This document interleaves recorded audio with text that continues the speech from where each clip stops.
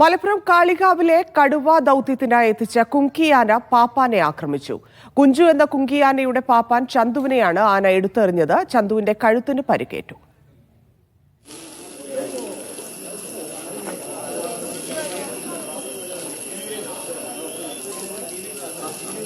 ജംഷീർ കൊടിഞ്ഞി ചേരുന്നു. ജംഷീർ, ഗുരുതര പരിക്കാണോ? എന്താണ് സംഭവിച്ചത്? ധന്യ, ഇന്ന് രാവിലെ അല്പം മുമ്പാണ് ഈ സംഭവം ഉണ്ടാകുന്നത്.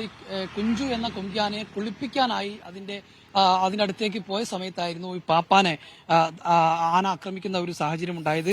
ഈ കുഞ്ചു എന്ന കുങ്കിയാനയുടെ പാപ്പാൻ ചന്തുവിനെയായിരുന്നു ആക്രമിച്ചത്. എടുത്ത് എറിയുന്ന ഒരു സാഹചര്യമാണ് ഉണ്ടായിരുന്നത്. ഇതോടെ ചന്തുവിന്റെ കഴുത്തിന് പരിക്കേറ്റിരുന്നു. എന്നാൽ ഉടൻ തന്നെ വണ്ടൂരിലെ സ്വകാര്യ ആശുപത്രിയിലേക്ക് അദ്ദേഹത്തെ എത്തിക്കുകയും ചെയ്തിട്ടുണ്ട്. പരിക്ക് ഗുരുതരമല്ല എന്നാണ് നമുക്കിപ്പോൾ ലഭിക്കുന്ന വിവരം.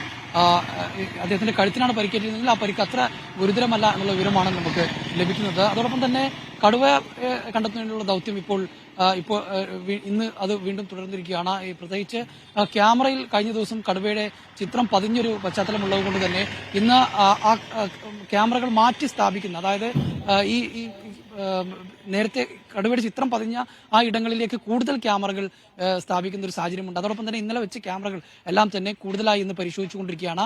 പിന്നെ അതോടൊപ്പം തന്നെ ഈ ചിത്രം പതിഞ്ഞ ആ ഒരു ഏരിയ കേന്ദ്രീകരിച്ച് കൂടുതലായി ഡ്രോൺ ക്യാമറകൾ ഉപയോഗിച്ചുകൊണ്ടുള്ള ഒരു പരിശോധനയും നടത്തുന്നുണ്ട് എന്നുള്ളതാണ്. ഏതായാലും ഇന്നലത്തെ പോലെ തന്നെ ഇന്നും 20 അംഗ സംഘമടങ്ങുന്ന 3 സംഘങ്ങളായി തിരിഞ്ഞുള്ള സംഘമാണ് ഇപ്പോൾ ഇവിടെ പരിശോധനകൾ കടുവയ്ക്കായി നടത്തുന്നത്. ഇങ്ങനെ എത്രയും വേഗം ഈ കടുവയെ കണ്ടെത്താൻ കഴിയുമെന്നൊരു പ്രതീക്ഷ തന്നെയാണ് ഈ വനംവകുപ്പ് പങ്കുവെക്കുന്നത്.